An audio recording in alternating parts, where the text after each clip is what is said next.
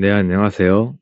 이번 시간에는 HTTP 주요 헤더와 동작 원리라는 주제로 강의를 진행하겠습니다. 먼저 프로토콜에 대해 설명드리겠습니다. 프로토콜은 컴퓨터끼리 데이터를 교환하기 위한 규약입니다. 여러 제작사가 만든 다양한 장비들은 자신들만의 데이터 처리 방식이 존재합니다. 이는 하드웨어 제작사들이 가진 기술이 서로 다르기 때문에 당연한 현상입니다. 당연히 장비 하나에서만 작업한다면 장비별로 자신들만의 데이터 처리 방식이 존재하는 것이 문제가 되지 않습니다.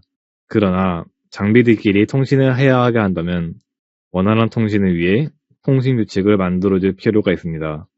이러한 상황에서 만들어진 통신 규칙이 바로 프로토콜이며, 정확히 프로토콜은 디바이스들 또는 컴퓨터들끼리 데이터를 교환하기 위한 방식을 의미합니다.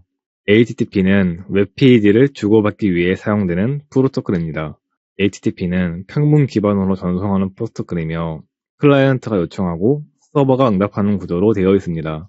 또한 상태를 저장하지 않는 특징이 있습니다. 이때 상태라는 것은 서버에 접속한 클라이언트의 정보를 의미합니다. 상태에 대한 자세한 내용은 관련 강좌에서 다루겠습니다. HTTP를 이용한 통신, 즉 웹 애플리케이션의 통신 구조를 조금만 살펴보겠습니다. 앞에서 HTTP는 클라이언트가 요청하고 서버가 응답하는 구조라고 말씀드렸습니다. 그 말대로 HTTP상에서 사용자가 웹서버에 접속해서 웹페이지를 받기 위해서는 HTTP 요청 패킷을 웹서버에 전송해야 합니다. 참고로 패킷은 인터넷상에서 통신하기 위한 전송 단위라고 보시면 됩니다.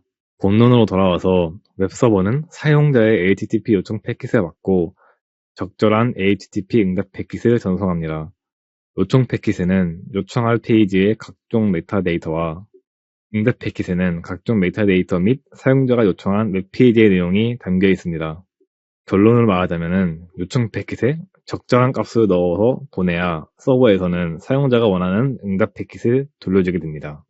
그렇다면 HTTP 패킷은 어떤 구조로 되어 있을까요? HTTP 패킷은 앞에서 설명드렸듯 요청 패킷과 응답 패킷으로 나누어집니다. 그리고 HTTP 패킷은 헤더와 바디로 구분되어 전송됩니다.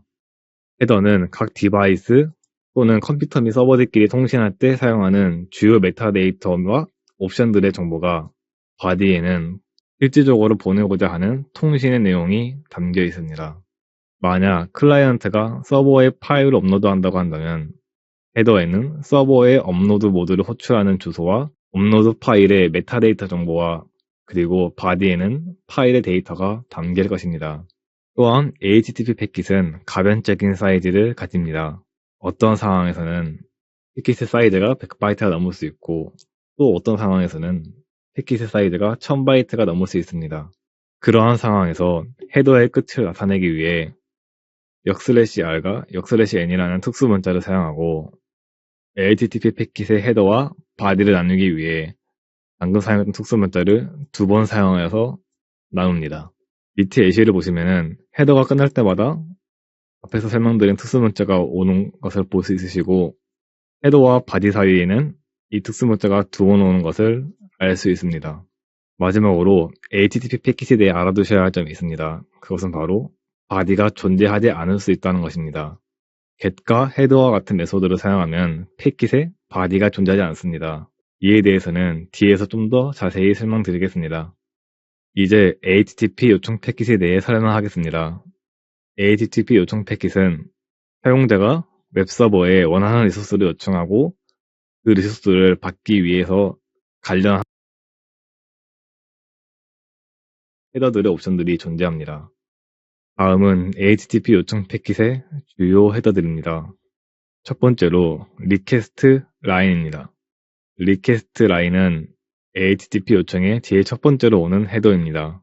그 내용은 HTTP 메소드, 요청하는 URL의 경로, 그 다음에 HTTP 프로토콜 버전이 있습니다. HTTP 메소드는 앞에서 살짝 언급했던 내용으로 클라이언트가 패킷을 요청할 때 또는 리소스를 요청할 때 사용하는 명령어입니다. 대표적인 메소드로는 get과 post가 있으며, 지금은 get 방식으로 보내면은 body가 없고 post로 보내면은 body가 있다는 것만 알고 계시면 됩니다. 두 번째로는 host입니다. 호스트 헤더는 요청하는 목적지 이름 또는 목적지 IP 주소를 담고 있습니다. 이 헤더가 없다면 원하는 웹서버에 접속할 수 없을 테니 무척 중요합니다. 세 번째는 유저 에이전트입니다. 유저 에이전트는 클라이언트 측에서 사용하는 브라우저나 앱의 정보를 담고 있습니다. 이 데이터는 흔히 서버가 클라이언트의 브라우저 호환성을 체크할 때 사용하거나 서버가 클라이언트별로 쿠키를 발급할 때 사용할 수 있습니다. 예를 들어 서버가 크롬에서만 동작하는 플러그인을 사용할 때 사용자의 유저 에이전트가 파이어폭스인 걸 확인했다면 호환성 경고창을 보내는 용도로 사용할 수 있습니다. 네 번째 헤더는 accept 헤더입니다. 이 헤더는 클라이언트가 해석할 수 있고 받길 원하는 리소스의 마인 타입 정보를 담고 있습니다. 마인 타입은 인터넷상에서 다양한 형식의 데이터를 표현하는 데 사용하는 데이터의 형식을 나타내는 식별자입니다. 쉽게 표현하면 파일의 확장자를 나타낸다고 볼 수 있습니다. 사용자, 즉 클라이언트는 받길 원하는 마인 타입을 지정해 보낼 수 있고 서버는 이를 통해 알맞은 데이터를 응답하게 됩니다. 다섯 번째로는 accept language입니다. 이 헤더는 클라이언트가 이해할 수 있고 선호하는 언어 정보를 서버에 전달할 때 사용합니다. 예를 들어 응답받은 데이터의 그 언어 타입을 영어로 할지 한국어로 할지 정할 수 있습니다. 여섯 번째로는 accept encoding입니다. 이 헤더는 클라이언트가 리소스를 어떻게 압축할지 그런 정보들을 서버에 전달합니다. 서버에서 리소스를 압축하지 않고 클라이언트로 바로 보내게 되면 서버의 대역폭을 크게 낭비하게 됩니다. 따라서 압축을 해야 할 필요가 있습니다. 문제는 클라이언트가 서버가 보낸 리소스 파일의 압축을 풀기 위해서는 서버와 동일한 압축 방식을 사용해야 하기 때문에 압축 방식을 사전에 정할 필요가 있었고 그를 위해 accept encoding 헤더를 사용하여 서버에 앞으로 통신에 사용할 압축 방식을 전달합니다. 일곱 번째는 리퍼럴입니다.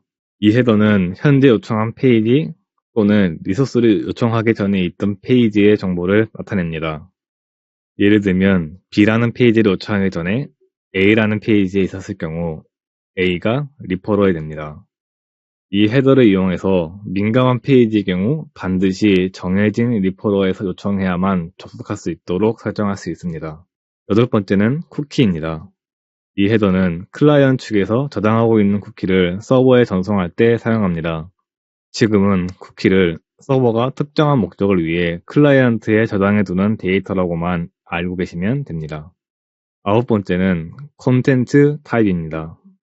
이 헤더는 요청 본문에 마인 타입을 담고 있습니다. 앞에서 설명드린 액세스 헤더와는 다르게 클라이언트가 서버에게 어떤 유형의 데이터를 전송했는지 알려주기 위해 사용합니다. 서버는 이 데이터를 받고 받은 데이터를 알맞게 처리합니다. 마지막은 콘텐츠 랭스입니다.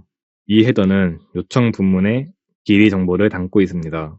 HTTP는 패킷의 사이즈가 가변이기 때문에 본문 데이터를 보낼 때는 반드시 콘텐츠 랭스를 넣어서 보내야 합니다. 그렇지 않으면 웹서버가 본문의 크기를 알 수 없기 때문에 본문의 내용을 전부 읽지 못하거나 의미 없는 값들까지 읽어버릴 수 있습니다. 이제 요청 패킷에 대해서 알아보았으니 HTTP 응답 패킷에 대해 설명하겠습니다. HTTP 응답 패킷은 서버가 사용자에게 리소스를 제공하기 위한 헤더들을 사용합니다. 다음은 HTTP 응답 헤더의 중요한 것들입니다. 첫 번째로 스테이터스 라인입니다. 스테이터스 라인은 HTTP 응답 패킷의 첫 번째 헤더로서 HTTP 프로토콜 버전, 상태 코드, 그리고 상태 메시지로 이루어져 있습니다. 여기서 상태 코드는 숫자로 이루어져 있습니다. 하나만 예를 들어보자면 200이라는 숫자 코드는 정성적으로 요청 패킷을 받은 후 응답 패킷을 돌려줬을 때 사용합니다. 두 번째 헤더는 서버입니다. 이 헤더는 웹서버의 소프트웨어 및 버전 정보를 나타냅니다. 세 번째는 데이트입니다. 이 헤더는 HTTP 응답이 생성된 시간 정보를 나타냅니다. 네 번째는 콘텐츠 타입입니다. 이 헤더는 응답 본문의 마인 타입 정보를 나타냅니다. 이 헤더를 클라이언트에게 보내면은 클라이언트는 받은 마인 타입 정보에 맞게 받은 데이터를 해석합니다. 다섯 번째는 콘텐츠 랭스입니다. 이 헤더는 응답 본문의 길이 정보를 담고 있습니다. 요청과 마찬가지로 이 헤더가 없으면 바디를 정상적으로 받을 수 없습니다. 여섯 번째는 콘텐츠 엔코딩입니다. 이 헤더는 응답 본문의 압축 방식 정보를 담고 있습니다. 요청 헤더에서 사용하는 것과 비슷한 용도로 사용됩니다. 일곱 번째는 캐시 컨트롤입니다. 이 헤더는 캐시를 제어하는 방법에 대한 정보를 담고 있습니다. 여기서 캐시는 자주 사용되는 데이터를 저장해 두었다가 해당 데이터가 호출되면 웹서버를 거치지 않고 바로 사용자에게 전송하기 위해 사용합니다. 여덟 번째는 expire입니다. 이 헤더는 캐시가 언제 만료되는지를 표시해 줍니다. 아홉 번째는 set cookie입니다. 이 헤더는 서버 측에서 클라이언트에게 전송할 쿠키 정보를 담고 있습니다.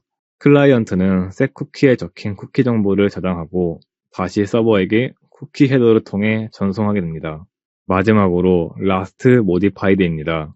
이 헤더는 응답 리소스의 마지막 수정 시간 정보를 담고 있습니다. 이것으로 HTTP 주요 헤더와 동작 원리에 대해 간단하게 알아보았습니다. 다음 강의에서는 직접 패킷을 캡처한 후 내용을 확인해 보겠습니다. 감사합니다.